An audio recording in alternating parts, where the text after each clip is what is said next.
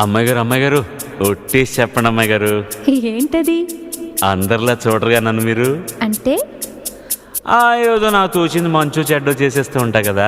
అయితే అయినా నా మీద ఎప్పుడైనా కోపం వస్తుందా మీకు? రాదులే. అంటే అంటే నేనంటే నువ్వంటే మీకెంతో నాకెంతో ఇష్టం అన్నమాట. ఇవ్వాలైనా మీరు ఏది అది అమ్మాయి గారు. చెప్పాలి ఏం కావాలో మీరు ఏదో అది అబ్బాయి గారు. నన్నే మెచ్చారు, నేనే నచ్చానన్నారు. తీరా అది అంటే ఇంకా ఏమో ఆలోచిస్తారు.